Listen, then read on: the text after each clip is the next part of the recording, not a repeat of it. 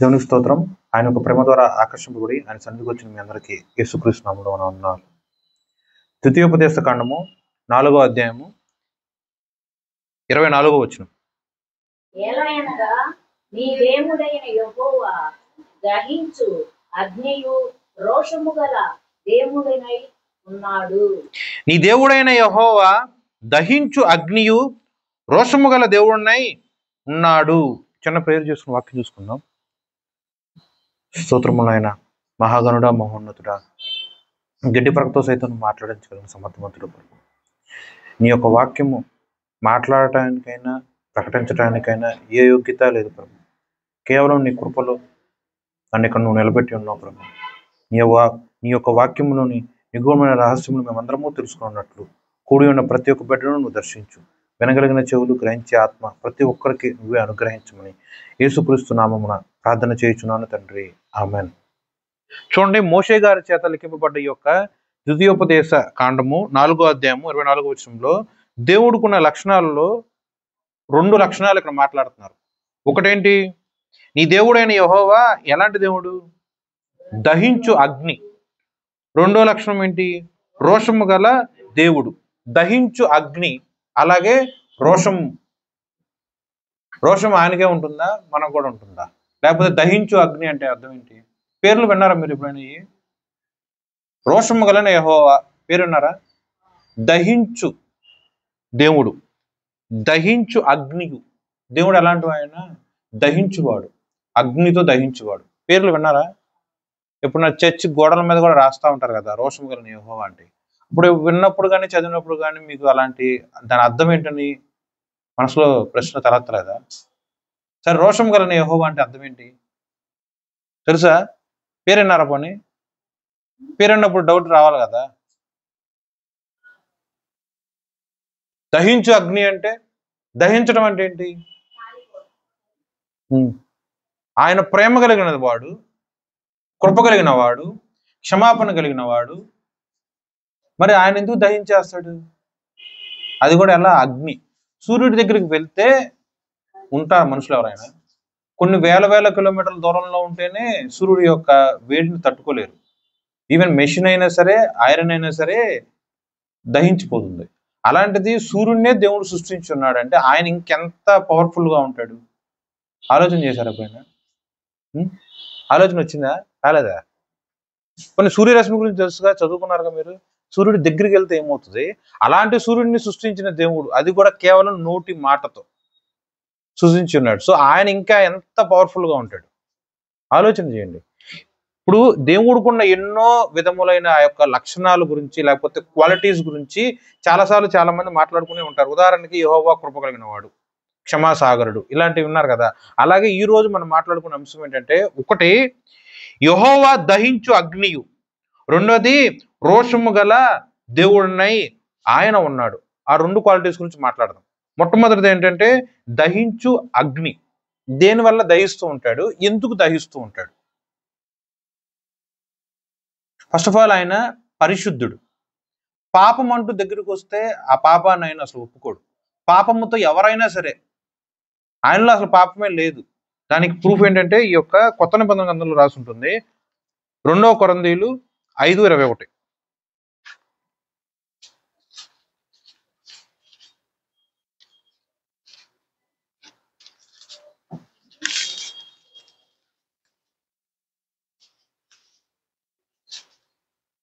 ఎందుకనగా మనం ఆయన యందు దేవుని నీతి అగునట్లు పాపమెరుగని ఆయనను మన కోసము పాపముగా చేసెను.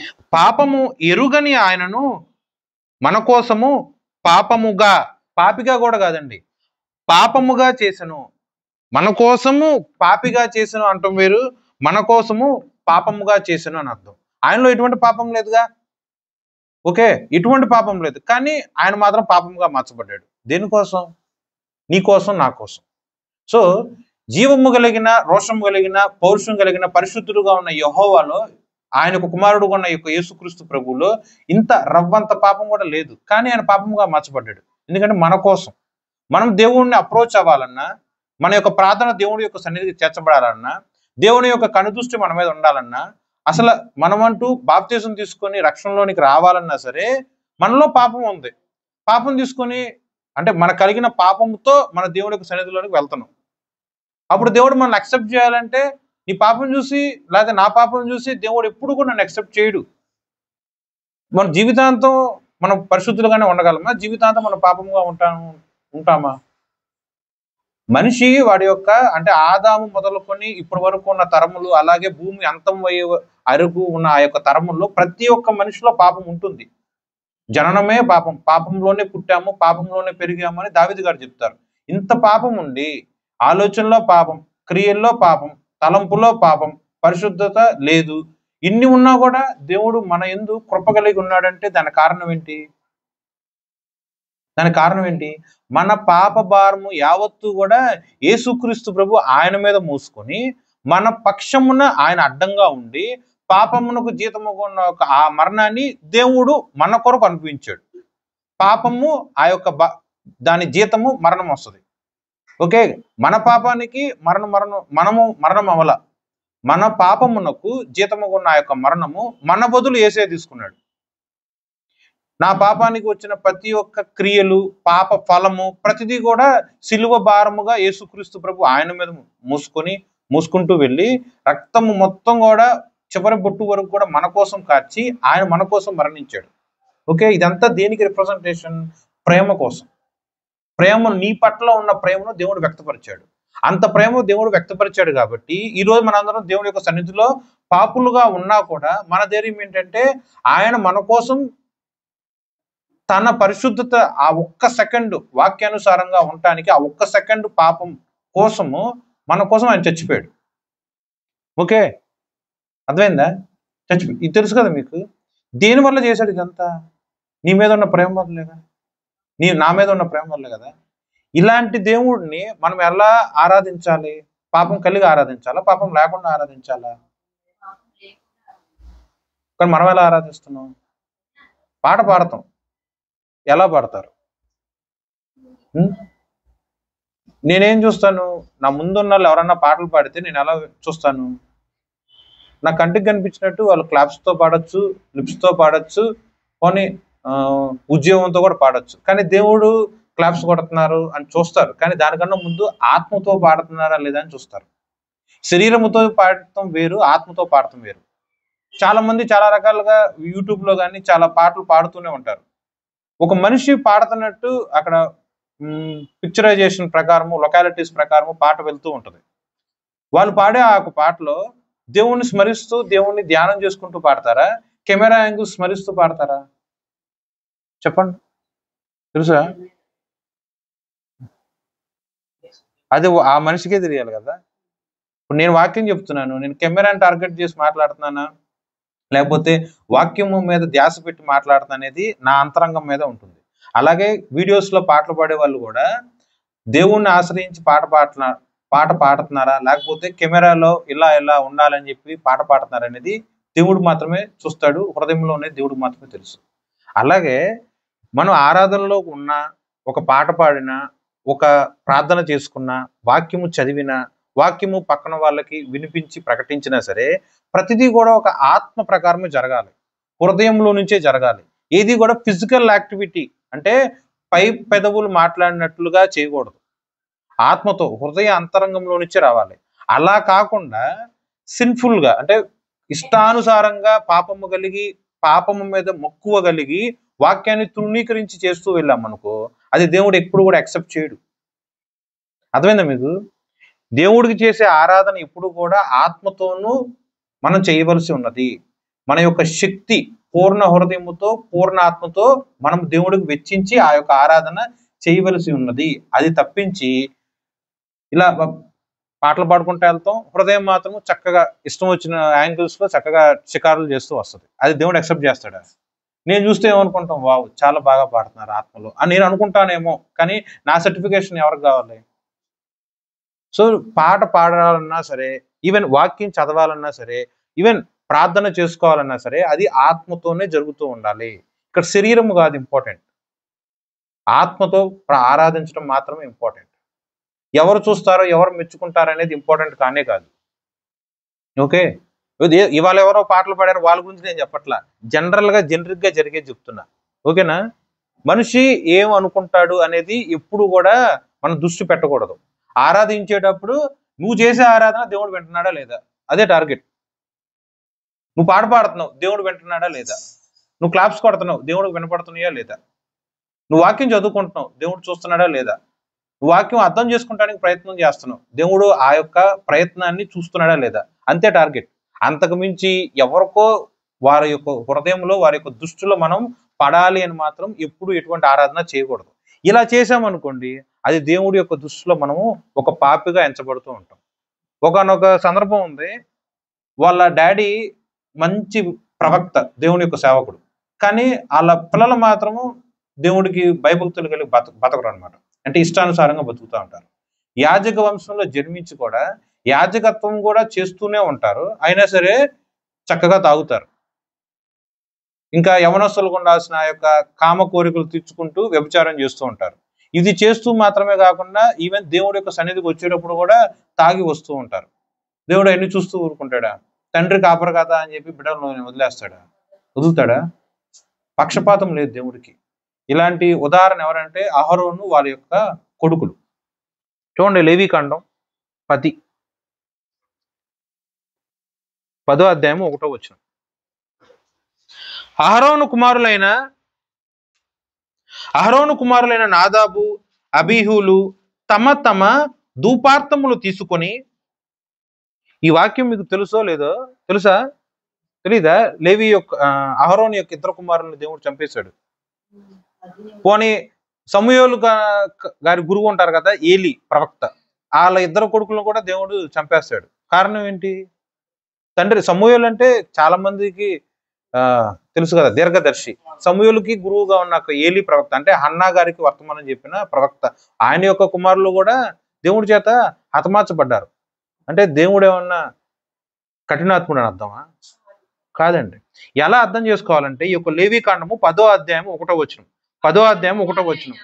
నాదాబు అబీహులు తమ తమ ధూపార్తలను తీసుకొని వాటిలో నిప్పులించి వాటి మీద ధూప ద్రవ్యము వేసి యెహోవా తమకు ఆజ్ఞాపింపని వేరొక అగ్నిని ఆయన సన్నిధికి తేగా. చాలండి. చూడండి, దేవుడి యొక్క సన్నిధికి వచ్చారు. మంచి పని చెడ్డ పని? నేనైనా మీరైనా దేవుడి యొక్క సన్నిధికి వచ్చాం, మంచి పని చెడ్డ పని? ఇప్పుడు అహరోను యొక్క ఇద్దరు కుమారులు కూడా దేవుడి యొక్క సన్నిధికి వచ్చారు. అంటే ఒక రకంగా ఆలోచించాలంటే సండే దేవుడి యొక్క సర్వీస్కి అటెండ్ అయ్యారు. మంచి పని చెడ్డ పని? మంచి పనే. నెక్స్ట్, తమ తమ ధూపార్థములు తీసుకొచ్చుకున్నారు. మంచిదా చెడ్డదా? ప్రేయర్కి వచ్చేటప్పుడు ప్రేయర్కి కావాల్సిన అన్ని కూడా అమర్చుకొని, అంటే బైబుల్ అవ్వచ్చు, ప్రార్థన అవ్వచ్చు, అన్ని కూడా తీసుకుని వచ్చారు. అంటే అది మంచి పనే. వాటిల్లో నుప్పులుంచి వాటి మీద ద్రవ్యం వేశారు. అంటే వాళ్ళు ప్రార్థన ఒక ధూపములాగా దేవుడికి సమర్పించబడాలి అనేది దావీదు గారు చెప్తూ ఉంటారు. దానికి ఉదాహరణ కింద ఈ యొక్క అహరోను యొక్క ఇద్దరు కొడుకులు కూడా వాళ్ళకి తెలిసిన దాంట్లో, వాళ్ళు తెచ్చుకున్న దాంట్లో దేవుడికి అగ్ని ఇలా సమర్పిస్తూ, ధూపము సమర్పిస్తూ ఉన్నారు, ద్రవ్యము సమర్పిస్తూ ఉన్నారు. ఓకే, అంటే సుగంధ పరిమళ తైలము లాగా దేవుడికి ప్రేయర్ రిక్వెస్ట్ కూడా చేస్తూనే ఉన్నారు. చర్చికి వచ్చారు, ప్రేయర్ చేశారు, పాటలు పాడారు, వాళ్ళకి కావాల్సినవి అన్ని కూడా ఆత్మీయానుసారంగా చేశారు. కానీ ఎలా చేశారు వాళ్ళు? ఏ పద్ధతుల్లో చేశారు వాళ్ళు? దేవుడు తమకు ఆజ్ఞాపింపని వేరొక అగ్ని తీసుకొచ్చారు. దేవుడు ఎలా రమ్మన్నాడు? ఆత్మతోనూ సత్యముతోనూ వచ్చి నన్ను ఆరాధించమన్నారు. కానీ వీళ్ళు ఎలా వచ్చారు? దేవుడికి చెప్పిన దానికి వ్యతిరేకంగా వచ్చారు. ఓకే, దేవుడు ఒక రకమైన అగ్ని తీసుకోమన్నారు, కానీ వీళ్ళు వాళ్ళకి నచ్చిన అగ్ని తీసుకొచ్చారు. దేవుడు ఆజ్ఞాపించలేదు, అంటే ఇది చేయమాకు అంటే వాళ్ళకి నచ్చిన విధంలో, వాళ్ళు నచ్చిన విధంగా చేసుకుంటూ పోయారు. అది దేవుడికి ఇష్టంగా ఉంటుందా? సో దేవుడి యొక్క సన్నిధికి వచ్చినంత మాత్రాన మన పాపం అంతా పరిహరింపబడదు. దేవునికి సుగంధ పరిమళ సువాసన తైలము సమర్పించినా సరే పాపం పరిహరింపబడదు. ఎప్పుడైతే ఆజ్ఞానుసారంగా ప్రవర్తించావో అప్పుడు మాత్రమే నీ పాపం పరిహరింపబడుతూ ఉంటుంది. ప్రవక్తల యొక్క కొడుకులం కదా, 20-30 లక్షల మందికి మేము యాజకులుగా ఉన్నాం కదా అన్నట్లు, పైగా ఇదే 10వ అధ్యాయము 8వ వచనంలో 9వ వచనంలో రాసి ఉంటుంది, తాగి వస్తారు అని. అలాగా వాళ్ళ యొక్క శరీర క్రియలు తీర్చుకుని వచ్చారని ఉంటుంది. దేవుడు పరిశుద్ధుడు. ఆ యొక్క మోషే యొక్క కాలంలో ఆ యొక్క టర్మినగల్ అని రాస్తారు కదా, అంటే దేవుని యొక్క సన్నిధి అలా వేస్తారు. పరిశుద్ధ స్థలము, అలాగే పరిశుద్ధ స్థలం దాటి వెళ్ళిన తర్వాత దేవుని యొక్క గుడారంలో అతి పరిశుద్ధ స్థలము ఉంటుంది. పరిశుద్ధ స్థలములో మామూలు ప్రజలు వస్తూ ఉంటారు, కానీ అతి పరిశుద్ధ స్థలములో యాజకులు మాత్రమే, అది కూడా ఎన్నికలో ఉన్న లేవి వంశంలో ఉన్న చాలా కొద్ది మందికి మాత్రమే ఆ యొక్క ఎంట్రన్స్ ఉంటుంది, లోపలికి వెళ్ళే అర్హత ఉంటుంది. వాళ్ళకు కూడా ఎలా పంపిస్తారనుకున్నారు? వాళ్ళు వేసుకునే ఆ యొక్క నిలువుటంగికి పెద్ద తాడు నడుము కట్టుకొని లోపలికి వెళ్తూ ఉంటారు. పొరపాటున జరగడానికి జరిగిపోతే వాళ్ళు రాలేని, అంటే అక్కడ చంపబడి ఉంటారు. బయట ఉన్నాడో తాడు పట్టుకొని లాగటానికి. ఎంత ప్రమాదము, ఎంత సిద్ధపాటు కలిగి ఆ యొక్క దేవుని యొక్క అతి పరిశుద్ధ స్థలంలోకి వెళ్ళాలి. ఇంత తెలిసి, అంటే ఆ నియమము, ఆ కట్టడ యావత్తు కూడా అహరోను యొక్క ఇద్దరు కొడుకులకి తెలిసి కూడా తాగి తందనాలాడుతూ ఇష్టానుసారంగా ప్రవర్తిస్తూ పైపెచ్చు దేవుడు ఆజ్ఞ ఇవ్వకుండా ఉన్న ఆ యొక్క అగ్ని, నచ్చిన విధముగా అగ్ని తెచ్చుకున్నారు. నచ్చిన విధముగా ధూపము, ఈ యొక్క దీప స్తంభము అన్ని తెచ్చుకున్నారు. తెచ్చుకుని వచ్చి దేవుడి యొక్క సన్నిధిలో సమర్పించారు. దేవుడు యాక్సెప్ట్ చేస్తాడా? యాక్సెప్ట్ చేయలే. ఆకాశం నుండి అగ్ని కుమ్మరించబడి ఇరువురిని కూడా చంపేస్తారు. నా అహరోను కదా 20-30 లక్షల మందిని ఐగుప్తు దేశం నుంచి ఈ యొక్క కానాన్ దేశానికి తీసుకొస్తానికి పనిచేసిన దేవుని యొక్క సేవకుడు కదా అని అహరోను పట్ల గాని, సేవకుడు పట్ల గాని ఎక్కడ కూడా దేవుడు పక్షపాతం చూపించాల. ఆయనకి రావాల్సిన మహిమ ఆయనకే ఇవ్వవలసి ఉన్నది. ఆయనకు మించి సొంత ప్రయత్నాలతో, సొంత ప్రయోగాలతో నాకు నచ్చినట్టు నేను చేసుకుంటా అన్నట్లు కూడా ఎప్పుడు కూడా దేవుడి యొక్క సన్నిధిలో ఉండకూడదు, రాకూడదు, సమర్పించకూడదు. ఓకే, ఏదన్నా సమర్పించాలి, చిన్నదైనా సరే పెద్దదైనా సరే, అది దేవుడికి ఇష్టానుసారంగానే మనం సమర్పించాలి. 1 కోటి రూపాయలు ఇచ్చామా అనేది ఎప్పుడు దేవుడు చూడ్డు. 2 నాణ్యాలు ఇచ్చింది ముసలావిడ. మరి ఎందుకు 1 కోటి రూపాయలు లక్ష్య పెట్టకుండా 2 నాణ్యాలు లక్ష్య పెట్టాడు దేవుడు? హృదయముతో తనకి ఎంత ఉందో అంత అమ్మాయి, లేకపోతే ఆ యొక్క ముసలి ఆవిడ దేవుడికి ఇచ్చేసింది. హార్ట్, హృదయాన్ని చూశాడు దేవుడు. అలాగే ఇక్కడ అహరోను యొక్క ఇద్దరు కొడుకులు కూడా సొంత ఇష్టం నెరవేర్చుకుని, సొంత నియమము ప్రకారము, సొంత వాళ్ళకున్న ఆలోచన ప్రకారం వాళ్ళు అటెండ్ అయ్యారు అక్కడ దేవుని యొక్క సన్నిధిలో. దేవుడికి అది ఇష్టంగా లేదు. సో దేవుడి యొక్క సన్నిధికి వచ్చాము, ఆరాధనలో పార్టిసిపేట్ చేసాము, అన్ని చేసామనే దానికన్నా కూడా దేవుడి యొక్క ఆజ్ఞానుసారముగా దేవుడి యొక్క సన్నిధిలో చిన్న పనైనా సరే మనము దేవుడికి ఇష్టంగా చేసాము అనేది ఇంపార్టెంట్. దేవుడికి వ్యతిరేకంగా చేస్తే దహించు అగ్నిలాగా వచ్చి మన ప్రాణమును, మన ఆత్మను, మన దేహాన్ని యావత్తు కూడా దేవుడు రవ్వంతా కూడా లేకుండా దహించి వేస్తాడు. భయపెట్టడానికి కాదు, జాగ్రత్త పడటానికే చెప్తున్నాం. ఇప్పుడు నేను వాక్యం చెప్పినా దేవుడికి ఇష్టడుగా ఉన్నట్లుగా నేను వాక్యం చెప్పవలసి ఉన్నది. దేవుడికి ఇష్టడుగా ఉండకుండా నేను కూడా ఎలాగే వ్యభిచారం చేస్తూ, అంటే అహరోను యొక్క ఇద్దరు కొడుకుల్లాగా నేను కూడా వ్యభిచారం చేస్తూ ఇక్కడ నిలబడి వాక్యం చెప్తే, నేను చేసే వ్యభిచారం మీకు తెలియకపోవచ్చు, చూచుచున్న నా దేవుడికి తెలుసుగా. నేను తినటము, తాగటము, లేకపోతే మందు కొట్టటము, అంటే వీళ్ళు అలాగే చేశారు. అహరోను యొక్క ఇద్దరు కొడుకులు స్త్రీలతో పడుకోవటం, ఇవన్నీ చేసి వచ్చారు. నేను కూడా అలాగే చేసి వస్తే దహించు అగ్ని రేపనే రోజు నన్ను కూడా వెంట్రుకంటూ కూడా నిలబడకుండా మొత్తం దహించేస్తుంది. దేవుడు అంత భయంకరుడు. ఆయన ఆరాధించే ఆయన బిడ్డలను కూడా అలాగే పరిశుద్ధత కలిగి ఉండాలని చెప్పి దేవుడు ఇచ్చేయించున్నాడు. అలాగే బైబిల్లో కొత్త నిబంధన గ్రంథంలో చాలా సందర్భాల్లో రాసున్నాయి. నీతిమంతుడు ఒక్కడో లేడు, ఎవడో పరిశుద్ధుడు కాదు. ఓకే, నీకు తెలిసిన పరిశుద్ధుడు ఎవరన్నా మీరు చెప్పగలరా? పౌలు గారు కానీ, ఆది అపోస్తులు కానీ ఎవరన్నా తీసుకోండి, వాళ్ళందరికి కూడా ఇంగ్లీష్ బైబిల్లో ప్రకారం చూసుకున్నా, బయట చర్చెస్లో చూసుకున్నా సెయింట్ పీటర్, సెయింట్ జాన్ అని రాస్తారు. అంటే పరిశుద్ధ మత్తయ్య, పరిశుద్ధ పేతురు, పరిశుద్ధ యోహాన్ అని చెప్పి సంఘాలు రాసి ఉంటాయి కదా. దాని అర్థం వాళ్ళందరూ పరిశుద్ధులు అని అర్థమా? వాళ్ళని తక్కువ చేసి కాదు నేను మాట్లాడేది. వాళ్ళకి ఆ ట్యాగ్ ఇచ్చారు, మంచిది. కానీ దేన్ని బట్టి వాళ్ళకి ఆ ట్యాగ్ ఇచ్చారు అంటే పరిశుద్ధ మత్తయ్య, అలా దేన్ని బట్టి వాళ్ళకి ఆ బిరుదు ఇచ్చారు? దేవుని బట్టేగా. ఎవరైతే దేవుళ్ళలో కనబడి ఉన్నారో, అంటే జన్మించి ఉన్నారో, ఎవరైతే దేవుళ్ళలో జన్మించబడి, ఎవరైతే దేవుళ్ళలో పెంచబడి, ఎవరైతే దేవుళ్ళలో నడుచుకుంటూ ఉంటారో వాళ్ళు పరిశుద్ధులు. దానికి కారణం ఏంటంటే వాళ్ళ మీద దేవుడి యొక్క కృప నిలిచి ఉంటుంది. ఆ కృప తీస్తే సర్వసాధారణంగా ఉన్న వాళ్ళు చేపలు పట్టుకునేవాళ్ళు. ఓకేనా? అంటే ఇది మత్తయ్య గారు లేకపోతే ఏదో ఒక పౌలు గారు అనుకుందాం. దేవుని యొక్క కృప వాళ్ళ మీద ఇలా కుమ్మరింపబడినప్పుడు, దేవుడి యొక్క కృప వాళ్ళ మీద ఇలా కుమ్మరింపబడినప్పుడు కృప మాత్రమే కనిపిస్తుంది. ఈ పేపర్ కృప అనుకోండి, కృప మాత్రమే కనిపిస్తుంది. ఆ కృప ఉన్నప్పుడు మనం చేసే పాపమైనా సరే దేవుడు క్షమిస్తాడు. పాపం చేయమని కాదు అర్థం, పాపం చేయకుండా ఉండటానికి చిన్నపాటి ప్రయత్నం వస్తే చాలు, దేవుడు ఆ ప్రయత్నాన్ని సఫలం చేస్తాడు. ఇష్టానుసారంగా చేసామనుకోండి, కృప మనకు దూరంగా వెళ్ళిపోతుంది. అలానే అయిష్టంగా చేయమని కూడా కాదు, పాపాన్ని జయించడానికి ఒక ఆలోచన మనం కలిగి పాపము చేయకుండా భయం కలిగి ఉన్నాం అనుకోండి, దేవుడు మనకి సహాయకుడుగా ఉండి మనకి ఆ యొక్క నిబద్ధత కానీ విశ్వాసం కానీ ఇస్తాడు. అలా కాకుండా ఇష్టంగా చేస్తే కృప విడిచిపోతుంది. అప్పుడు మనిషి మాత్రమే ఉంటాము, అగ్ని కుమ్మరించబడుతుంది, చచ్చిపోతాం. అలా కాకుండా దేవుడి యొక్క సహాయం అర్థిస్తే ఆ కృప మన మీద ఒక పరిశుద్ధ రక్తము మన మీద ప్రోక్షింపబడి ఇక మనం ఎప్పుడు కనిపించం. నేను అనేవాడిని కనిపించను, మీరు అనేవాళ్ళు కనిపించరు. దేవుడి యొక్క సన్నిధిలో వెళ్తాం, వెళ్ళినప్పుడు నేను కనిపించగా, నా మీద దేవుడి యొక్క రక్తం ప్రోక్షింపబడినది కాబట్టి దేవుడి యొక్క అగ్నికి ఈ యొక్క రక్తం అడ్డంగా ఉంటుంది, దేవుడి యొక్క తీర్పుకి ఈ యొక్క రక్తం అడ్డంగా ఉంటుంది, దేవుడి యొక్క కృపకి ఈ యొక్క రక్తం ఆధారముగా ఉంటుంది. సో ఎక్కడ కూడా మనిషి కనిపించడు, ఆ మనిషి మీద ఉన్న దేవుడి యొక్క కృప మాత్రమే కనిపిస్తూ ఉంటుంది. ఇలా మనం పొందుకోవాలంటే దేవుని యొక్క బలారాధన అనగా బాప్తిజం తీసుకోవాలి, దేవుడి యొక్క బిడ్డగా మనం ముద్రింపబడాలి. ఓకేనా?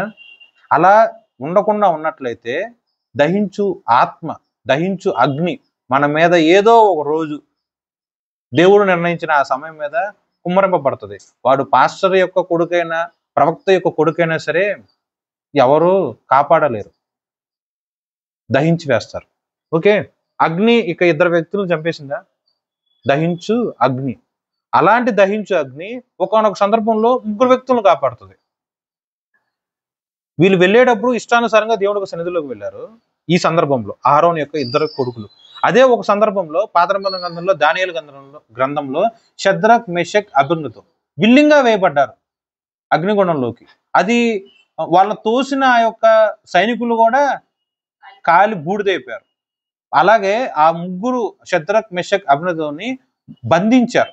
అంటే చేతులకి కాళ్ళకి బంది తాళ్ళు అవ్వచ్చు, సంఖ్యలు అవ్వచ్చు, వేసి దాంట్లో తోసేశారు.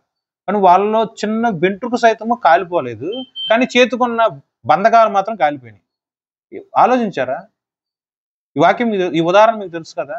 ఆ సీన్ లేకపోతే ఆ పర్టికులర్ సందర్భంలో నువ్వు ఉన్నావు అనుకుందాం, అగ్నిలో వేయబడ్డావు, మీకు వంట చేయొచ్చు వచ్చుగా, ముప్పు దగ్గర వంట చేసేటప్పుడు చెయ్యి కాలుతుందా?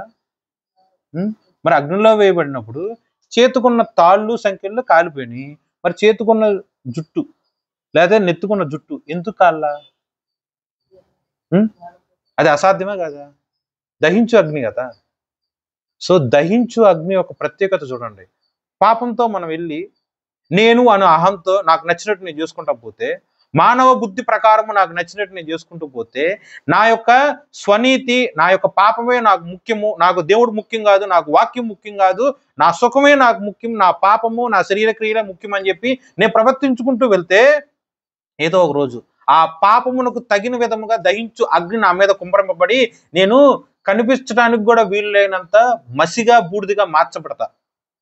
అదే పాపమును జయించి నా ప్రాణము సైతము నాకు తృత్యము, దేవుణ్ణి ప్రకటించటమే నాకు ముఖ్యము అని చెప్పి దేవుడి కోసం నిలబడినట్లయితే పోతే పోయింది ప్రాణం పర్లా, నేను మాత్రం ఆ యొక్క విగ్రహానికి మొక్కను, నీ యొక్క ఆజ్ఞకు నేను లోబడను, నా ప్రాణము పోయినా పర్లేదు అని చెప్పి ఆ యొక్క షద్రక్ మెషక్ అబేద్నెగో ఆ యొక్క అగ్నిగుణంలో వేయబడి ఉన్నారు.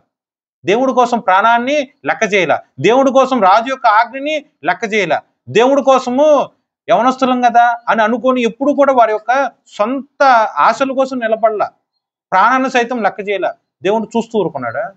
వారు ఏదైతే వద్దనుకున్నారో, ఏదైతే అవసరం లేదనుకున్నారో దాని తగిన విధముగా ఆ యొక్క ప్రాణాన్ని దేవుడు ఎంతగానో ఇష్టముగా తిరిగి ఆ ప్రాణం వాళ్ళకి ఇచ్చారో, అసలు ప్రాణమే తీయలేదు. పైపెచ్చు ఏ ఆజ్ఞ అయితే నెబుకద్నెజరు ఇచ్చాడో అదే ఆజ్ఞను మళ్ళీ దేవుడు మార్పించేశాడు.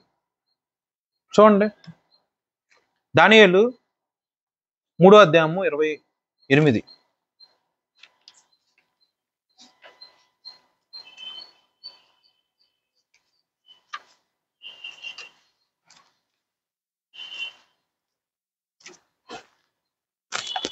తీయండి త్వరగా.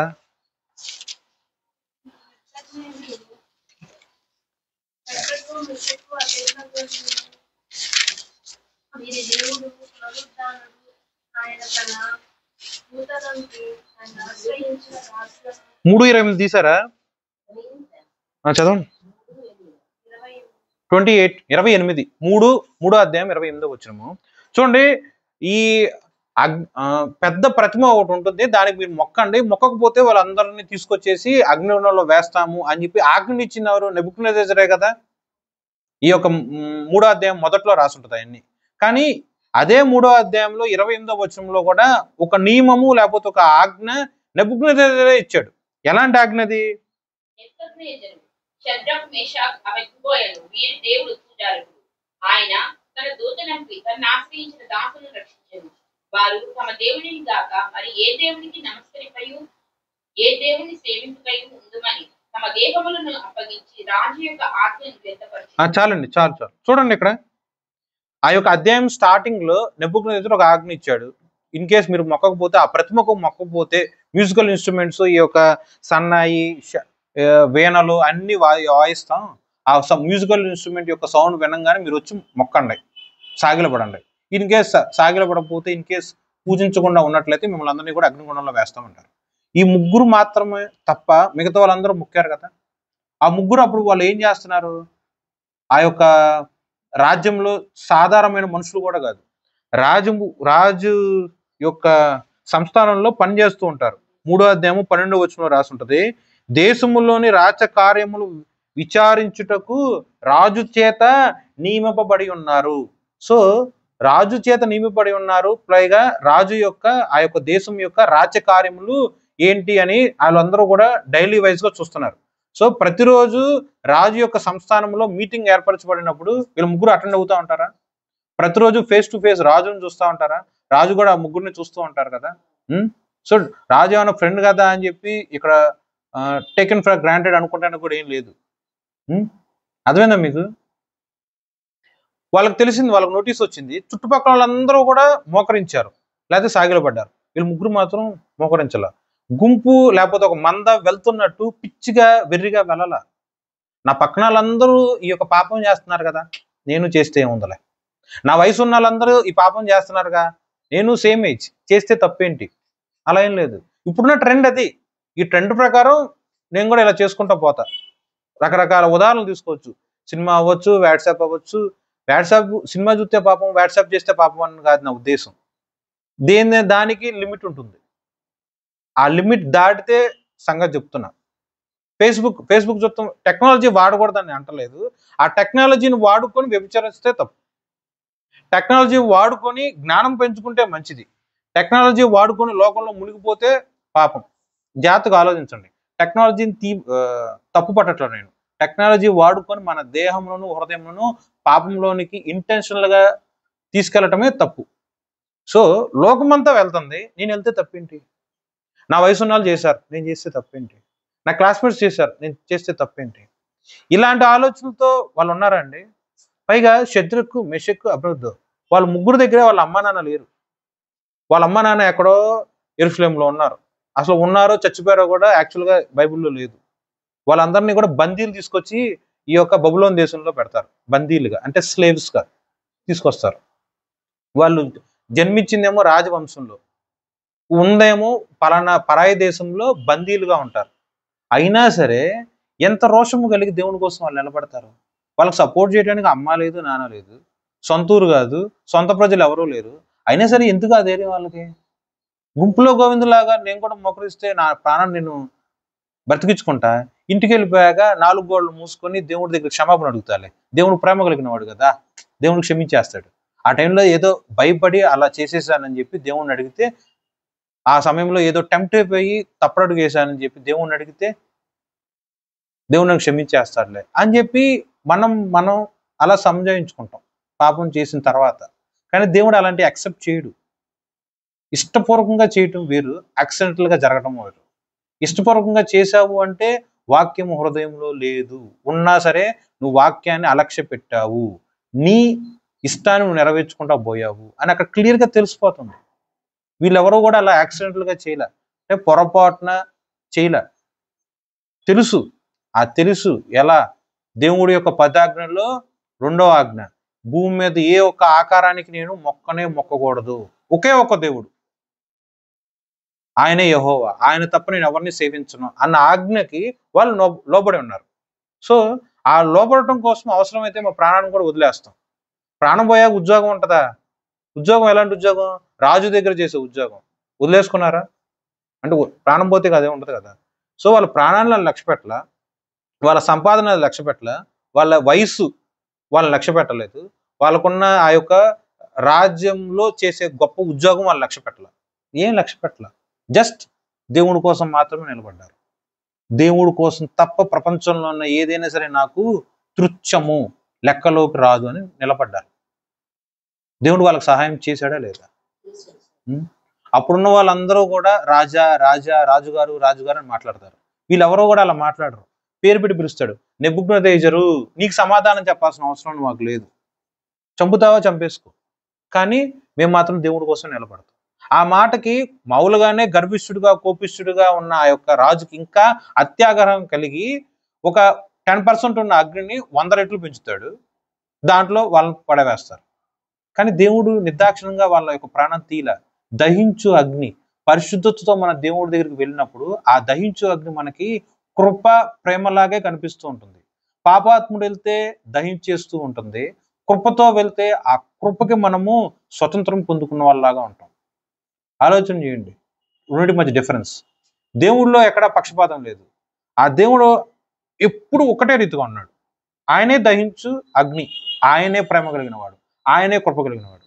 పాపంతో వెళ్ళామనుకో, ఆ పాపం నాకు తగిన విధంగా దేవుడు జీతం ఇచ్చి దహించు అగ్నిగా మనకు కనిపిస్తాడు. అదే మనము దేవుడు కోసం ఒక పని చేసి వాక్యానుసారంగా ప్రవర్తించి ఆయన దగ్గరగా వెళ్ళామనుకోండి, దేవుడు మనకి కృప ఇస్తాడు. కృప అంటే ఒకటే అనుకునేరు, కృప నానా విధములుగా ఉంటాయి. ఓకే, చాలా, ఒకటి కాదు, మల్టిపుల్ టైమ్స్ ఉంటాయి. అంటే నువ్వు పాట పాడుతున్నావు ఆత్మీయానుసారంగా, అది దేవుడి కృప, అదొక రకం. నువ్వు ప్రార్థన చేస్తున్నావు, అది దేవుడి యొక్క కృప, ప్రార్థించే కృప దేవుడు నీకు ఇచ్చాడు. నువ్వు వాక్యం చదువుతున్నావు, అదొక కృప, దేవుడు నీకు అది ఫ్రీగా ఇచ్చాడు. నువ్వు వాక్యం చదువుతున్నప్పుడు వేరే వాళ్ళకి వింటున్నప్పుడు వాళ్ళకి అర్థమవుతుంది, అది ఇంకో రకమైన కృప. స్వస్థత వరం అదొక కృప, ప్రవచన వరం అదొక కృప, దర్శనం ఒక కృప, కళలు ఒక కృప, ఇలా చెప్పుకుంటూ పోతే రకరకాలుగా ఉంటాయి. ఇవన్నీ దేవుడు 1 by 1, 1 after 1 దేవుడు ఇస్తూనే ఉంటాడు. సో దేవుడి దగ్గర నువ్వు ఎలా అప్రోచ్ అవుతావు అనేది ఇంపార్టెంట్. దేవుడి యొక్క సన్నిధికి వెళ్తాను ఇంపార్టెంటే, కానీ వెళ్ళేటప్పుడు పాపంతో వెళ్తున్నామా, మన పాపం కనిపించకుండా ఉండటానికి దేవుడి యొక్క ప్రేమను కృపను మనం ఆశ్రయించి వెళ్తున్నామా అనేది ఇంపార్టెంట్. ఈరోజు మనం అందరం చర్చ్కి వచ్చాం, ఈ క్రెడిబిలిటీ ఎవరిది? చర్చ్కి వచ్చాం, చర్చ్కి వచ్చిన క్రెడిబిలిటీ తెలుగులో ఏమంటారు? చర్చ్కి వచ్చు, చర్చ్కి రావడానికి కారణం ఎవరు? నువ్వు నీ అంతటి నువ్వు వచ్చేసావా? నువ్వే నువ్వు నీ అంతటి నువ్వు వచ్చావా? అంటే వేరే ఊర్లో ఉన్నాము, చక్కగా పలానా టైంకి లేసాము, దేవుడి యొక్క సన్నిధికి వెళ్ళాలని చెప్పి నిన్ను నువ్వు సిద్ధం చేసుకుని వచ్చావు. దీని యొక్క క్రెడిబిలిటీ నీదా దేవుడిదా?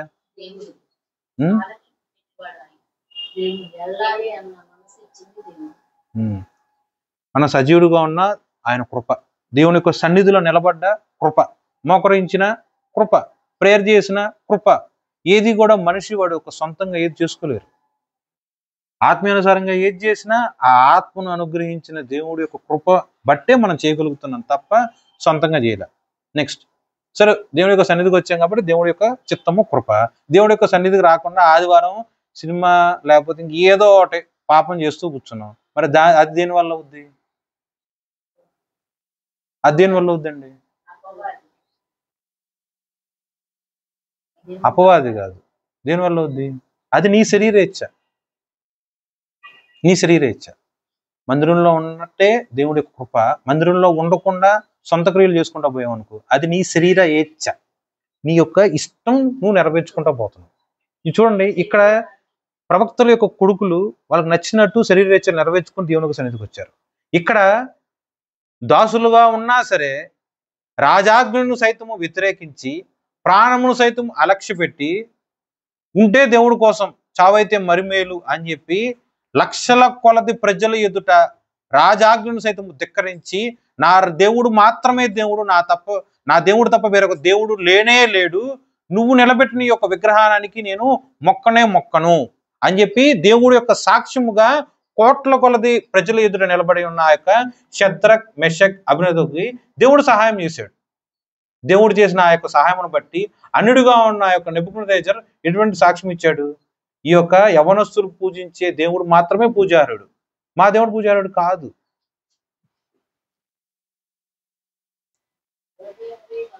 వీరి దేవుడే పూజారుడు.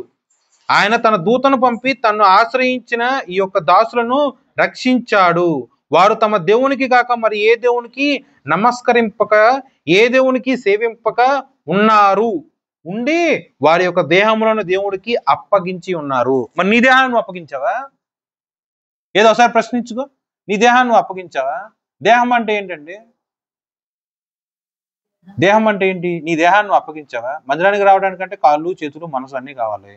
అలాగే పాపం చేయడానికి కూడా అన్నీ కావాలిగా. నీ బాడీ నువ్వు అప్పగించావా? నీ దేహము దేవుని ఆలయము. దేవుని ఆలయం ఎవరైనా సరే పాడు చేయడానికి ట్రై చేశారా?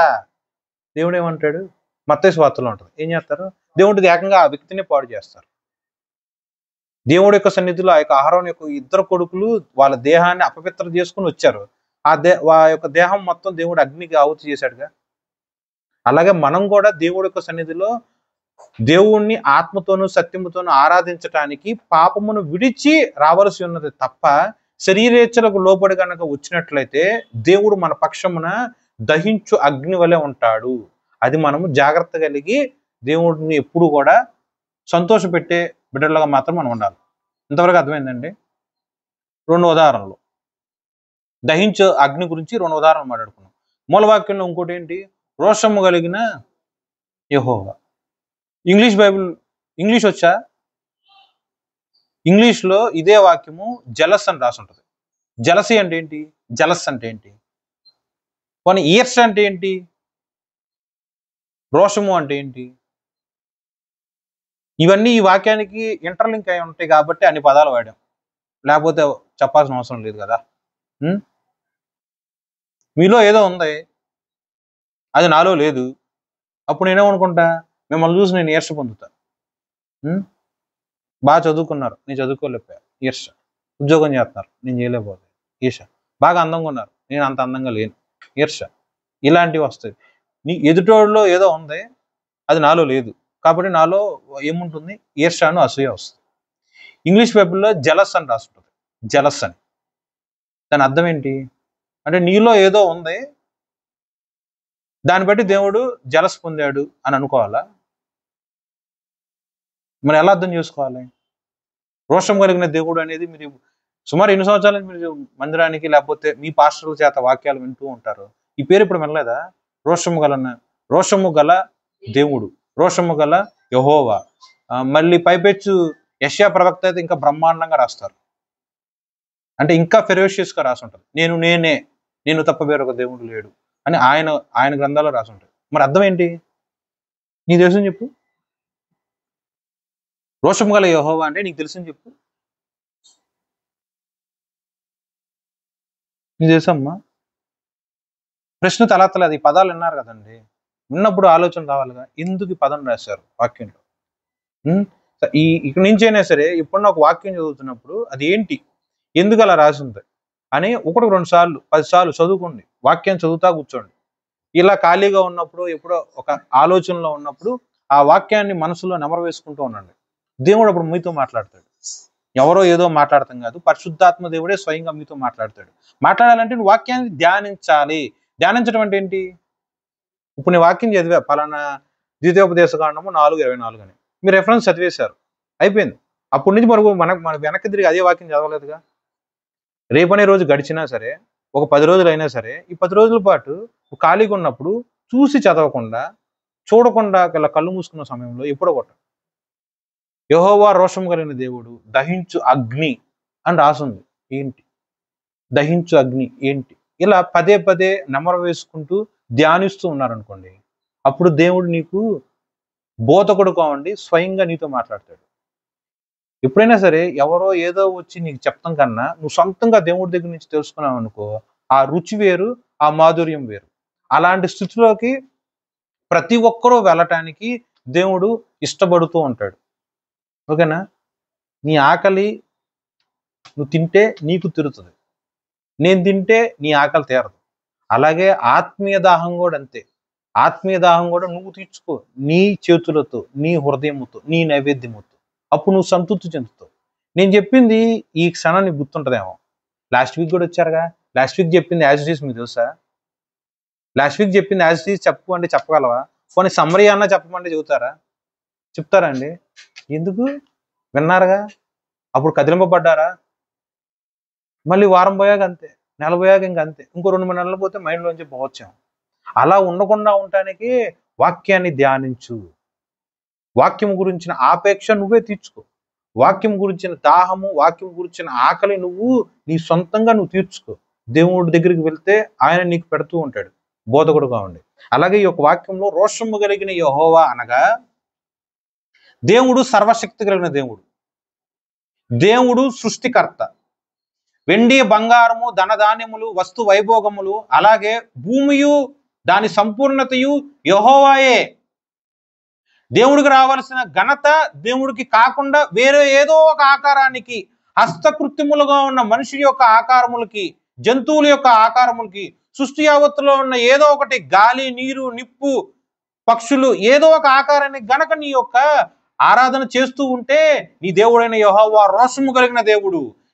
దేవుడికి చెందవలసిన ఘనత, మహిమ దేవుడికి చెందకుండా ఏదో సృష్టిలో ఉన్న ఆకారానికి గనక నువ్వు చెల్లిస్తూ ఉంటే దేవుడి యొక్క రోషం నువ్వు చూస్తావు. దేవుడి యొక్క చేతిలో నుంచి, దేవుడి యొక్క కంటి చూపు నుంచి తప్పించుకోగలిగిన మనిషి ఎవడున్నాడు? ఆయన మాత్రమే దేవుడు, ఒకే ఒక్క దేవుడు. సూర్య చంద్ర నక్షత్రములు మన్నీ దేవుడి యొక్క నోటి వాక్కు ద్వారా సృష్టించబడి ఉన్నవి. అలా కాకుండా సూర్యుని పూజిస్తూ ఉంటే దేవుడికి రోషం రాదా? అలా కాకుండా చంద్రుని పూజిస్తూ ఉంటే దేవుడికి రోషం రాదా? అంటే కోపం రాదా? దేవుడు ఒక్కడే. ప్రాక్టికల్గా ఆలోచిద్దాం. నీకు ఎంతమంది తండ్రులు అంటే ఎలా ఉంటది? ఒక భార్య దగ్గరికి వెళ్ళి నీకు ఎంతమంది భర్తలు అంటే ఎలా ఉంటది? నా దగ్గరకు వచ్చి అలాంటి మాట ఎవరన్నా మాట్లాడితే నాకు ఎలా వస్తుంది? కోపం కానీ రోషం కానీ. ఎంత పాస్టర్ అయినా, ఎంత దీర్ఘశాంతం కలిగి ఉండాలన్నా సరే, చిన్న అలజడి వచ్చి హృదయంలో టెంపో రేజ్ అయ్యి కోపం వస్తుందా? దేవుడు కూడా సృష్టికర్త ఒక్కడే, దేవుడు ఒక్కడే. ఆ ఒక్కడి దగ్గరికి వెళ్ళి నేను సూర్యుని పూజిస్తా, నేను చంద్రుని పూజిస్తా, నేను నక్షత్రాన్ని పూజిస్తా. ఇదిగో ఆ దేవుడు సృష్టించిన మేకల్ని, గొర్రెలను తీసుకొచ్చి ఈజిప్ట్ వాసులు దేవుళ్ళుగా పూజిస్తున్నారు. దేవుడికి ఎలా ఉంటుంది? పంచభూతములుగా సృష్టించిన యొక్క గాలిని తీసుకొచ్చి వాయుదేవుడు, అగ్ని తీసుకొచ్చి అగ్నిదేవుడు అంటూ దేవునితో సరి సమానముగా పూజిస్తూ ఉన్నారు. యెహోవాకి, రోషము కలిగిన యెహోవాకి ఎలా ఉంటుంది? కేవలం నోటి మాటతో సృజించి ఉన్నాడు. అవన్నీ ప్రకృతిలో ఉన్న సమస్తము, భూమిలో ఉన్న సమస్త పరిపూర్ణతయు యెహోవా యొక్క వాక్కు ద్వారా నిర్మించబడి ఉన్నవి. అలాంటివి ఆయనకి చెందవలసిన ఘనత మనుషులు ఆయనకి ఇవ్వకుండా నచ్చిన ఆకారం తీసుకొచ్చి చేసుకొని నువ్వే నా దేవుడివి, నువ్వే నా తండ్రివి, నువ్వే నా తల్లివి, నువ్వు తప్ప నాకు ఏం లేదని చెప్పి సాష్టాంగపడి వాళ్ళకి పూజిస్తూ ఉంటే నిజదేవుడుగా ఉన్న యెహోవాకి రోషము రగులుకుంటూ ఉంది. అదే వాక్యం జలస్. ఇప్పుడు నిన్న నేను వాడాను కదా ప్రాక్టికల్ అర్థం. ఒక తండ్రి, నంబర్ ఆఫ్ ఫాదర్స్, ఒక్క భర్త, లేకపోతే నంబర్ ఆఫ్. వినటానికే బూతుల్లాగా ఉన్నాయా మీకు? మనిషి ప్రకారం మాట్లాడితేనే మీకు బూతుల్లాగా ఉంటాయి. మరి దేవుడి ప్రకారం చెప్పాలంటే దేవుడు ఆ విషయంలో రోషం కలిగినాడు. దేవుడు అంటే దేవుడే, ఓన్లీ వన్, ఒకే ఒక్కడు. ఆయనకి రావాల్సిన మహిమ ఆయనకే ఇవ్వాలి, ఆయన్నే మొక్కాలి, ఆయన్నే పూజించాలి. ప్రాణం సైతం లెక్క చేయాలి శద్రక్ మెషక్ అబేద్నెగో. కాబట్టి దేవుడి యొక్క దూత సహాయకుడిగా వచ్చాడు. శరీర క్రియలను లెక్క పెట్టారు కాబట్టి అగ్ని ఆహుతయ్యారు. ఈ రోషము అన్న పదానికి ఇంకో రకంగా అర్థాలు చూడండి. అర్థమైందండి పోరు మాట్లాడిని?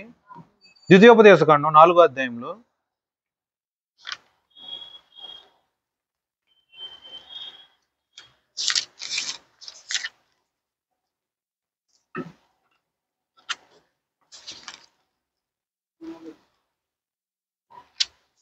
ఒక నిమిషం తీయలేదు.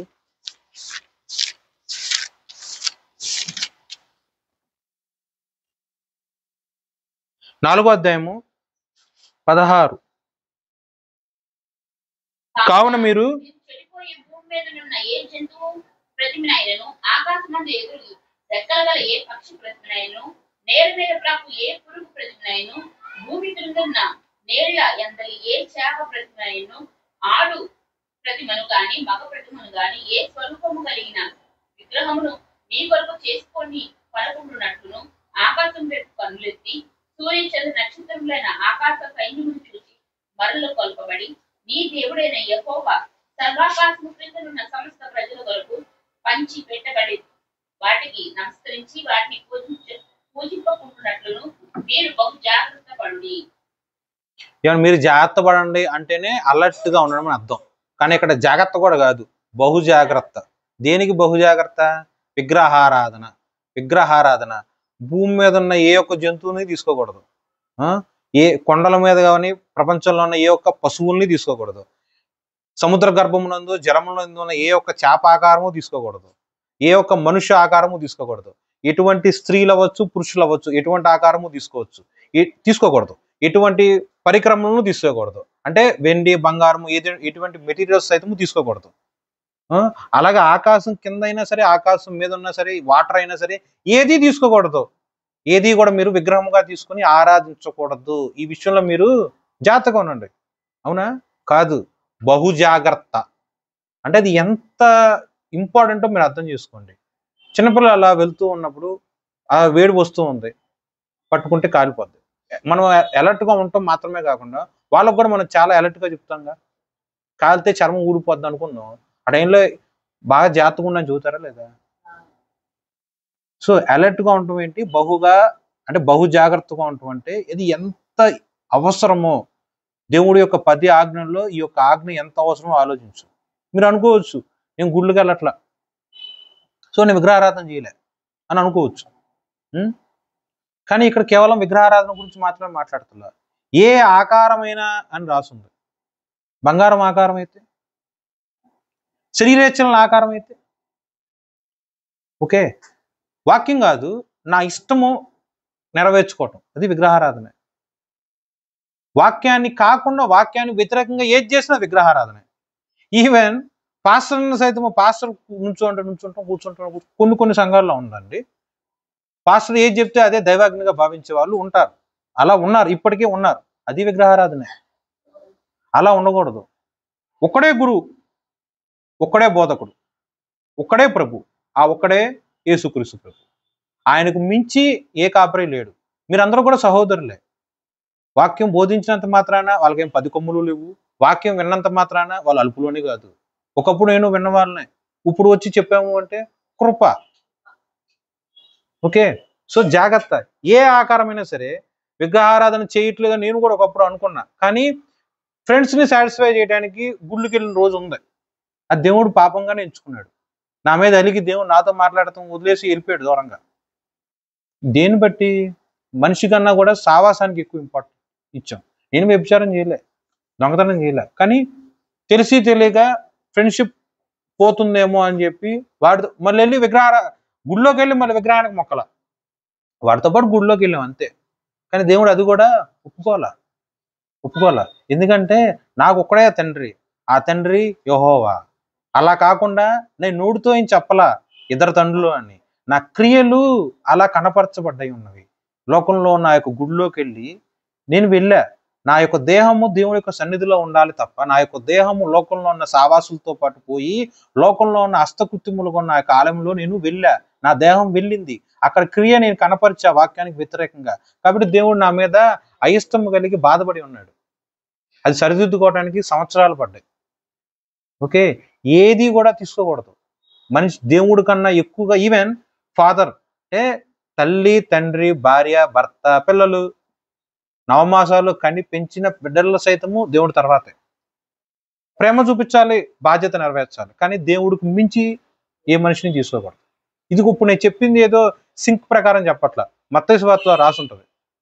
ఓకే, తల్లిదండ్రులైనా సరే, భార్య భర్తల రిలేషన్ అయినా సరే, తల్లి బిడ్డల రిలేషన్ అయినా సరే, ఏదైనా సరే నెక్స్ట్ టు గాడ్, దేవుడు తర్వాతే. ఓకేనా? ఇక్కడ ఏ ఆకారం కూడా నువ్వు టార్గెట్ చేసుకోకూడదు, దానికి తగినట్టు మనం ప్రవర్తించకూడదు. ఇన్ కేసు అలా చేసామనుకో, యెహోవా రోషం కలిగిన దేవుడు, ఆ రోషం నీ పట్ల చూపిస్తాడు. దేవుడి యొక్క చేతిలో పడటం బహుభయంకరం. ఆ సమయం వచ్చినప్పుడు ఏ మనిషి కూడా ఎవరిని కూడా కాపాడలేరు. నువ్వు ఆకాశంలో ఉన్నా, భూమిలో ఉన్నా, సముద్ర అగాధ జలముల్లో ఉన్నా సరే, దేవుడి యొక్క కంటి చూపు నుంచి నువ్వు తప్పించుకోలేవు. కంటి చూపు నుంచే తప్పించుకోలేవు. ఇక చేతిలో పడితే ఇంకేమైనా ఎంత ప్రమాదం ఆలోచించు. సో దేవుడికి ఇవ్వాల్సిన ఘనత దేవుడికి ఇవ్వాల్సిందే. అది ఒక నియమం. ఇది 10 ఆజ్ఞల ప్రకారం మాట్లాడితే 2 ఆజ్ఞలు నేను మాట్లాడి ఉన్నాను. అదే మత్తయి సువార్తలో ఈ యొక్క 10 ఆజ్ఞలను దేవుడు కుదించి 2 ఆజ్ఞలుగా మార్చాడు. ఏ ఆజ్ఞని డిలీట్ చేయాల, అంటే తీసేయాల, కుదించాడు. ఇంతున్నది ఇలా కుదించాడు. ఏది దాంట్లో తీసివేయాల. దాంట్లో మొట్టమొదటి ఆజ్ఞ ఏంటి? పూర్ణ హృదయముతో, నెక్స్ట్ పూర్ణ ఆత్మతో, నెక్స్ట్ పూర్ణ బలముతో. ఇవన్నీ ఒక మనిషిలోనే ఉంటాయండి. నా ఆత్మ, నాదే బలం, పూర్ణ శక్తి నాదే. ఇవన్నీ ఎలా చేయాలి? హోల్ హార్టెడ్గా దేవుడు చేయాలి. అలా కాకుండా ఓ 30 దేవుడికి, లేకపోతే ఒక 15 దేవుడికి, మిగతా 30 లోకంలో ఉన్న శరీరేచ్ఛలకి ఇలా చేసుకుంటూ పోతే దేవుడు ఎప్పుడు సాటిస్ఫై అవుతాడు? అవ్వరు. చూడండి, ఏది కూడా రాత్రి జరగదు. రాత్రికి ఎవరో కూడా ప్రవక్తలు అవ్వరు. ముందు వాళ్ళు బాప్తిజం తీసుకుని అంచెలంచెలుగా దేవుడిలో అనుభవ జ్ఞానం పొందుకొని క్రమక్రమముగా కృపను పొందుకుంటూ దేవుడి యొక్క ఉన్నతమైన స్థితిలోకి వెళ్తారు. అలాగే మనం కూడా రాత్రికి పాపం కడుక్కోలేం, విడిచిపెట్టలేం. దేవుడి యొక్క సహాయం అర్థించి క్రమముగా మార్చబడాలి. క్రమముగా మనలో ఉన్న పాపాన్ని దేవుడి యొక్క కృపలో విడిచిపెట్టి, అయ్యా నా వల్ల కావట్లా, ఇది బాగా బలహీనంగా ఉన్నా, ఈ విషయంలో అస్సలు నేను చేయలేకపోతున్నా, అంటే నా శరీరాన్ని నేను అదుపులో పెట్టుకోలేకపోతున్నా, నా యొక్క దేహంలో ఉన్న అవయములను ఇంద్రియ నిగ్రహం కలిగి నేను బతకలేకపోతున్నా. నువ్వు పరిశుద్ధాత్మ దేవుడు కదా, నువ్వు సహాయకుడు కదా, నాకు హెల్ప్ చేయి. నువ్వు హెల్ప్ చేస్తే నేను నిలబడగలను. సో నువ్వు నాకు హెల్ప్ చేయి అని చెప్పి ప్రతిరోజు అడుగుతున్నాం అనుకో. అప్పుడు ప్రతిరోజు అడుగుతున్న దాన్ని బట్టి దేవుడు మనకు నిత్య సహాయకుడుగా ఉండి, వ్యభిచారం అవ్వచ్చు, దొంగతనం అవ్వచ్చు, ఏదో ఒక పాపం అవ్వచ్చు, లోకంలో ఉన్న మనుషుల్ని తృప్తిపరచడం అవ్వచ్చు, మనుషులందరి దృష్టిలో నేను ఫస్ట్ అనిపించుకోవాలి, అలాంటి దృష్టి అవ్వచ్చు. ఏదైనా సరే దేవుడు మొత్తం క్రమంగా తీసివేసి దేవుడికి పరిమళ సువాసన తైలముగా వచ్చే ఒక మంచి పాత్రగా దేవుడు మనల్ని మారుస్తాడు. సొంతంగా ఏమీ చేసుకోలేం, దేవుడు సహాయకుడుగా ఉంటే చేయగలం. బాగా గుర్తుపెట్టుకో, నువ్వు ఆరాధించే, నువ్వు ప్రార్థన చేసే దేవుడు, చాలా మంది పాస్టర్లు ఇలా ప్రేమ కలిగిన వాడు, కృప కలిగిన వాడు, ఇలా దయ కలిగిన వాడు అని చెప్తూ ఉంటారు. కానీ అది ఎంత ఇంపార్టెంటో ఇది కూడా అంతే ఇంపార్టెంట్. ఏ ఒక్క లక్షణం కూడా తీసివేయడానికి లేదు. యెహోవా రోషము గల దేవుడు, ఆయనకి చెందవలసిన ఘనత, ఆయనకి చెందవలసిన మహిమ ఆయనకే చెల్లించవలసి ఉన్నది. నీ దేహములో నీ యొక్క ఆత్మ ప్రకారము, నీ యొక్క బలము ప్రకారము, నీ యొక్క శక్తి ప్రకారము దేవుడికి తప్ప ఏ ఒక్క ప్రతిమకైనను, ఏ ఒక్క రిలేషన్కైనను, ఏ ఒక్క వస్తువుకైనను, ఏ ఒక్క సంపాదనకైనను నువ్వు గనక వెచ్చించావా, రోషం కలిగిన యెహోవా నీ పట్ల పౌరుషంగా ఉంటాడు. జాగ్రత్త. పరిశుద్ధత లేకుండా పాపిగానే ఉంటా, యవన కోరికల్ని నెరవేర్చుకుంటాను అంటే దహించు అగ్నిగా వచ్చి నిన్ను వెంట్రుక సైతం మిగల్చకుండా దేవుడు బూడిదలోకి నెడతాడు. జాగ్రత్తగా ఉండవలసి ఉన్నది. పరిశుద్ధత కావాలా, పాపం కావాలా, నిత్య జీవం కావాలా, అగ్ని కావాలా? 2 కావాలి అంటే 2 మిగలవు. దేవుడు బైబిల్లో చాలా మంది ప్రవక్తలు అలాగే వాక్యాల్లో స్పష్టంగా రాసి ఉంటుంది. బ్రదర్ ఉంటే అటుండు, ఉంటే ఎటుండు, అంటే ఉంటే లోకంలో ఉండు, లేకపోతే దేవుళ్ళలో ఉండు. రెండిట్లో ఉంటాను అంటే కుదరదు, దేవుడు ఒప్పుకోడు. లోకంలో ఉన్నావా, ఓకే, అగ్నిగుండంలో వేసేస్తాను, తిరుపతి ఇచ్చేస్తాను. దేవుళ్ళలో ఉంటాను అన్నా, రా నిత్య జీవం ఇస్తా అని దేవుడు చెప్తాడు. నాకు కాసేపు అలా అంటే 6 రోజుల పాటు నేను లోకంలో ఉంటా, 7వ రోజు నేను చర్చిలో ఉంటా, దేవుడు ఒప్పుకోడు. నేను కూడా మీ వయసు దాటి వచ్చినవాడిని. ఇలా నేర్చుకోవాలి అంటే దేవుణ్ణి అడగాలి. దేవుణ్ణి అడిగితేనే దేవుడు ఇస్తాడు. ఓకే, అర్థమైందా? ఏదో కొలత ఉంది, ఆ కొలత తీర్చబడాలి. ఎలా? ఏ కొలత లేని దేవుడి దగ్గరికి వెళ్ళాలి, అప్పుడు తీర్చబడతాయి. నీకు ఏదో వెళ్తుంది, తీర్చబడాలి. ఫ్రెండ్స్ వల్ల కాల, తల్లిదండ్రుల వల్ల కాల, నీ జ్ఞానం వల్ల కాల, నీ సంపాదన వల్ల కాల, నీ శక్తి సామర్థ్యాల వల్ల ఏది కావట్ల. మరి ఎలా తీర్చబడుతుంది? దేవుళ్ళలో ఏ కొలత లేదు, ఏ వెలుతూ లేదు. ఆయన దగ్గరికి వెళ్తే తీర్చబడతాయి. ఓకే, ఇంత మాట్లాడుతున్నాం కదా, ఇంత మాట్లాడటానికి ఇంకో వాక్యం చూడండి, లాస్ట్ వాక్యం అపోస్తుల కార్యము 17:25. ఈ వాక్యం చదువుతున్నప్పుడు భలే ఆశ్చర్యం వేస్తూ ఉండేది. అండర్లైన్ చేసుకోండి. అపోస్తుల కార్యము 17:25 మధ్యలో చదువుతా చూడండి. తనకు ఏదైనా కొదువ ఉన్నట్లు మనుషుల చేతులతో సేవించబడవాడు కాడు. నేను చర్చికి రాకపోతే దేవుడికి ఏదో డెఫిషియన్సీగా ఉంటుంది, నేను ప్రేయర్ చేయకపోతే దేవుడికి ఏదో కొలతగా ఉంటుంది, నేను ఆరాధించకపోతే దేవుడికి ఏదో బోసిపోయినట్టు ఉంటుంది, నేను కనుక వాళ్ళ చర్చికి వెళ్ళకపోతే ఎక్కడో ఏదో తేడా వస్తుంది, అంటే నేను వెళ్ళకపోతే తెలిసి వాళ్ళకి నా విలువేందో. ఓకే, 17:25 అర్థమైందండి. ఒకప్పుడు నేను అనుకుంటా ఉండేవాడిని, యవన కాలంలో ఉన్నప్పుడు భోజనాలు వడ్డిస్తూ ఉంటా చర్చిలో, నేను వెళ్ళకపోతే వడ్డంలో బాగా ఇబ్బంది పడిపోతారు. ఓకే, అంటే నేను ఏ ఐటెం అయినా సరే ఫాస్ట్గా స్పీడ్గా వడ్డించుకుంటా వెళ్ళిపోతా, డిలే చేయదు. అప్పుడు నేనేమనుకుంటా, నేను వెళ్ళకపోతే వడ్డించడానికి వాళ్ళు బాగా ఇబ్బంది పడతారు అని నేను అనుకునేవాడిని. అది నిజమా అండి? నువ్వు కాదు, ఇంకోటి వస్తాడు. ఓకే, సామాన్యంగా చెప్పాలంటే ఎల్లమ్మ కాకపోతే పుల్లమ్మ. నువ్వు కాకపోతే ప్రపంచంలో నువ్వు ఒక్కడే ఉంటావా? నీ ఆరాధన కోసం ఏమీ దేవుడు వేచి చూడట్లా. దేవుడికి ఎంతో మంది ఉన్నారు, కానీ వాళ్ళందరినీ కూడా కాదని నీకు ఒక అవకాశం ఇచ్చాడు. అవకాశం నువ్వు సద్వినియోగం చేసుకొని దేవుడిని ఆరాధించాలి. నేను ఒక్కడనే ఉన్నానయ్యా, నేను గనక లేకపోతే ఆ యొక్క ఏలియా గారు మాట్లాడుతూ ఉంటారు, నేను ఒక్కడనే మిగిలి ఉన్నానయ్యా, నేను గనక లేకపోతే ఆ యొక్క ఆహాబ్ మహారాజు వచ్చేసి మన సేవకులందరినీ కూడా తుత్తురీలుగా చేసేస్తున్నాడు, నేను ఒక్కడనే నిలబడి నీకోసం నిలబడి రోషం కలిగి పనిచేశానయ్యా అంటాడు. అప్పుడు దేవుడు ఏమంటాడు? చూశాడు ఏలియా, నువ్వు కాకపోయినా నాకు 7,000 మంది ఉన్నారయ్యా అన్నారు. మళ్ళీ ఇలాగ ఆలోచించండి, 7,000 మంది కూడా ఆకాశం నుంచి అగ్ని దిగేటట్టు ప్రార్థన చేయాల, 7,000 మంది కూడా 3 సంవత్సరాల పాటు వర్షం రాకుండా ప్రార్థన చేయాల, 7,000 మంది కూడా 3 సంవత్సరాల తర్వాత మళ్ళీ వర్షం కురవాలయ్యా అని ప్రార్థన చేయాల. ఓకే, 7,000 మంది కూడా చనిపోయిన యొక్క విధవరాల యొక్క స్త్రీ యొక్క కొడుకుని బతికించలా, ఏలియా గారే చేశారు. మరి దేవుడు కూడా అన్నాడుగా, ఏలియా కాకపోతే 7,000 మంది ఉన్నారని. కాంట్రడిక్షన్ ఎక్కడ వస్తుంది? 7,000 కన్నా ముందు, 7,000 ప్రవక్తల కన్నా ముందు దేవుడు ఆ యొక్క ఏలియాకి అవకాశం ఇచ్చాడు. ఆ అవకాశం ఆయన సద్వినియోగం చేసుకున్నాడు. ఇంకా నా వల్ల కాదు, నన్ను చంపేసి నేను ఊచుకోలేకపోతున్నా అన్నప్పుడు అప్పుడు ఏలియా దగ్గర నుంచి ఆ యొక్క పనిని తీసి ఎలీషాకి ఇస్తాడు దేవుడు. ఏలియా అన్నాడు కాబట్టే ఎలీషాకి ఇచ్చాడు తప్ప ఏలియా దగ్గర నుంచి ఉద్దేశపూర్వకంగా ఆయన తీసుకోవాలి. ఓకే, నువ్వైనా సరే నేనైనా సరే అంతే. చిన్న పనే, డ్రమ్ము కొట్టడమో చప్పట్లు కొట్టడమో ఆఖరికి చేపలు ఎత్తే పనైనా సరే, చిన్న పనైనా సరే, నూలి పొరుగు దారం అంత పనైనా సరే, యెరుబ్బయలు నువ్వు చేసిన పని దేవుడు చూస్తూ ఉంటాడు అని వాక్యంలో ఉంటుంది. ఓకే, అలాగే నువ్వు దేవుడి యొక్క సన్నిధిలో చిన్న వెంట్రుకంత పని చేసినా సరే దేవుడు చూస్తూనే ఉంటాడు.